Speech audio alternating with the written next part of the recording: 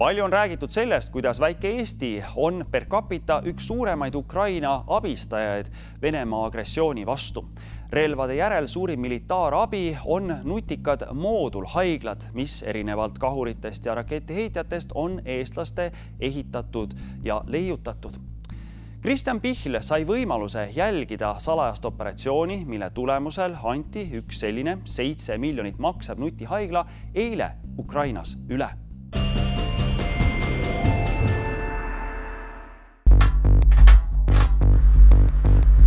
On 11. september, kaunis ja rahulik pühapäev Tartus, kuid Kaitseväe kinnisel territooriumil Raadil on õhk adrenaliinist ja ootusärevusest üles köetud. Teele läheb järjekordne saadetis Ukrainasse. 6 ilmetut konteinerit ei peida kahureid või laskemoona, vaid Eesti sõjatööstuse üht lipulaeva kuldse tunni nime kandvat nutikat militaarhaiglat. Arvestades, et ees ootab 1500-kilomeetrine teekond, mille viimane ots läbitakse sõna otseses mõttes vaenlase laskeulatuses, ei varja asjaosalised, et on kergelt sabinas. Need intervjuud ja kaadrid sünnivad tingimusel, et enne hinnalise saadetise kohale jõudmist me sellest avalikult ei iitsata. See on kindlasti venelaste jaoks kõrge tasuvusega sihtmärk, jah. Samal ajal liigub tegelikult ka teine Eesti dessant eesotsas kaitseminister Hanno Pevkuriga samuti läbi Poola ja üle maismaapiiri Ukraina pealinna Kiievisse. Meil on teadmine, et ta on kenasti teel. Loodetavasti jõuab siis õhtuks Poola-Ukraina piirile ja loodame, et seal mingeid eksessi ei tule, et saavad üle piiri ja siis jooksevad otsad vette, et siis meie seda enam ei tea ega tahagi teada, kuhu ta täpselt läheb. Teame, et ta läheb rindele kohe.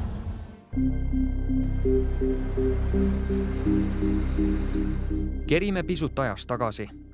Ehkki Eesti on sõja vältel Ukrainale annetanud 250 miljoni euro väärtuses sõjalist abi tankitõrjerelvadest ja haubitsatest kuni kiivrite ning killuvestideni, on operatsioon mitmes mõttes märgiline.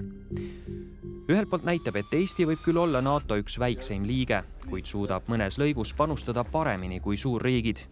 Teisalt on meditsiiniabi hetkel eriti vajalik, sest eelmisel nädalal alustas Ukraina marulist okupeeritud alade vabastamist ja rindel saab iga päev hukka liialdamata sadu ning vigastada tuhandeid.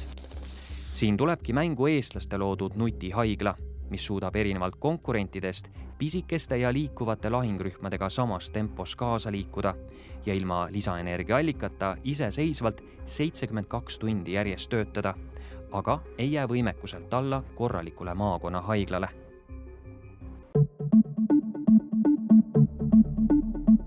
Kümmekond aastat tagasi Eesti Kaitseväe ja ligemale 80 Eesti ettevõtte koostööst arendatud moodulhaigla on kujundlikult nagu multitööriist. Sõltuvalt oludest ja vajadustest on võimalik kähku komplekteerida 10 erinevat variatsiooni kuni täismõõdus intensiivravikeskuseni. Esimesed lahinguristsed saadi 2020 koroonapandeemia kõrghetkel Saaremaal, kui Kaitseväe moodulhaigla toetas haigete tulva alla jäänud Kuressaare haiglat. Selle haigla selline tohutu innovatsioon on tegelikult see, et see haigla saab ise ennast maha tõsta, nende masinate pealt paika panna. Seesama personal, kes seal töötab, on võimeline seda haiglat paigutama. See toimub tunni aja jooksul. Tunni aja jooksul pannakse kõik kokku ja viiakse uude kohta. Kui me sellega esimest korda Saksamaale läksime õppusele, siis tuldi stopperiga. Umbes 5-6 riiki rivistasid ennast stopperiga üles, sest nad ei uskunud meie välja öeldud lubadust. Aga me suutsime selle täita ja olime väga uhked. Siin me saame sisse piiluda korraks operatsiooni moodulisse. Haiglas on triaažiala, erakorralise meditsiini osakond, kirurgiakliinik ja diagnostikakeskus. Intensiivravis ja üldpalatites on kokku 40–70 voodikohta. Lisaks apteek, sterilisatsiooni ja toetusmoodulid. Ta koosneb erinevatest moodulitest, aga need moodulid pole sellised kinnitatud eesmärgiga, et Eestile kõige lähem näide on Saaremaa, kus sellest traumahaiglast tehti nakkushaigla ja nakkusintensiivravikohad. Ukraina mõttes, mis iganes funktsiooni nad seal täitma peavad kuskil regioonis, on see traumahaige või hoopis mingisugune lastekliinik, mis vajab nagu mingit lisaressurssi, on see siis ruumide või aparaatide näol, et siis seda kõike saab pakkuda täpselt nii, nagu vajadus on. See on tegelikult mingis mõttes nagu Lego. Just, tegelikult siin justkui nagu piire polegi. piirid seavad need inimesed, kes siin sees töötavad. Et kui palju neid on ja mis erialaga nad on.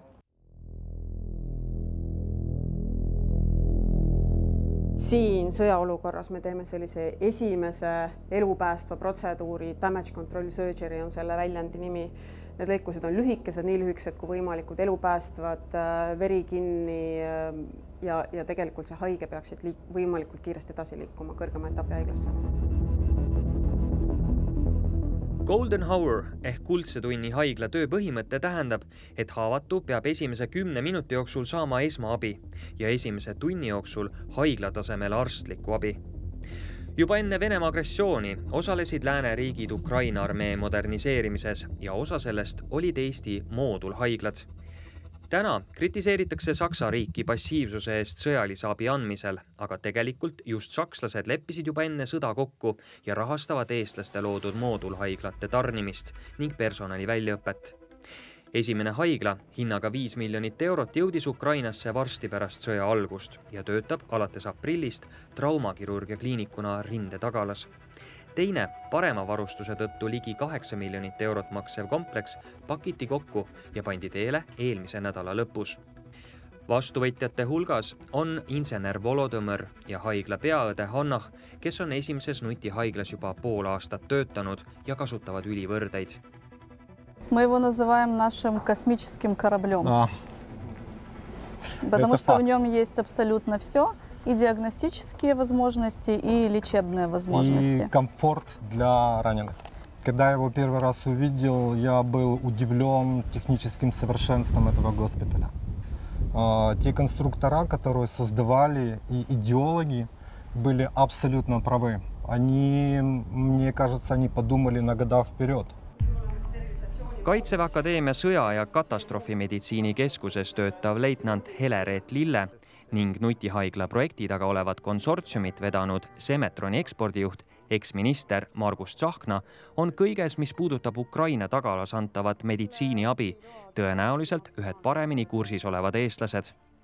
Kuna teema on ülitundlik, siis paljudest nüanssidest nad rääkida ei saa, kuid kinnitavad, et konteinerhaiglas on tänaseks abi saanud üle 2000 Ukraina sõjaväelase, aga samal ajal on kliinik ise pidevas ohus. Alles hiljuti langes mitmikraketi heitja tuli haiglast 300 meetri kaugusele. Sarnane Hollandi päritolu välihaigla saigi raketi tabamuse. Tsiviilhaiglaid on sadu ja sadu Ukrainas puruks lastud.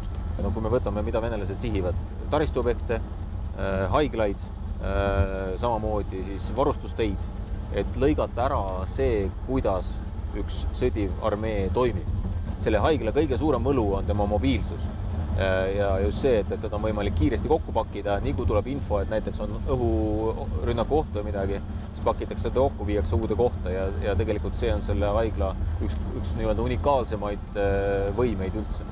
Taktika on selline, et kui haigla pidevalt liigub, siis teab järjest vähem inimesi, kus ta asub, kuna seal ka tegelikult ju ravitakse sadade kaupa inimesi, et see on juba see tõenäosuse koht. Kui venelastel on juba teada see siik, aga näiteks Ukraina pool ei tea, et venelased teavad, siis on vaja loota lihtsalt sellele, et venelaste sihikud on paigast ära, mida neil on olnud tegelikult. Ja nii kui see laks ära tuleb kuskile ja on pääsetud, siis tuleb kohe liikuda. Jah, ütleme niimoodi, et kui me kuuleme neid uudiseid, mis praegu Ukrainast tulevad, siis ega me midagi väga ei kuulegi. Ja see ongi see taktika, mis tagab neile selle, et see vaenlane ei saaks seda sihtmärki paika. On mõistlik kogu aeg liikuda, aga ilma avastamata. On ka neid juhtumeid, kus on võetud kinni nii-öelda, kuidas ma ütlen siis, Ukraina vormis inimesi, kes käivad mingite paberite õigusega ringi inspekteerimas haiglat, kui tegelikult annavad nii-öelda sihtmärke siis venelastele. See on see reaalne elu, tuleb liikuda. Страх, наверное, как безопасность, он, конечно, существует, но это не тот вид страха, это никто не боится. Есть ярость, ненависть, непонимание, но врага бояться точно нет. Мы не боимся их. Если будет так, что то есть, кто-то погибнет, значит так. Это война, и здесь на войне так бывает. Haigla ruumidest tuuri tehes on raske ette kujutada, milline pilt avaneb siin juba mõne päeva pärast, kui vastu võetakse kuni 70 kannatanut korraga. Enne sõda Odessas onkoloogina töötanud Hannahi ning 2 lapse isa Volodõmõrit saadavad sellised pildid enda sõnul elu lõpuni. Когда ты видишь наших пострадавших ребят, ты понимаешь, что россияне совершенно не имеют никаких ценностей. Они не жалеют никого. Они не жалеют ни детей, ни женщин, ни наших солдат. И это страшно.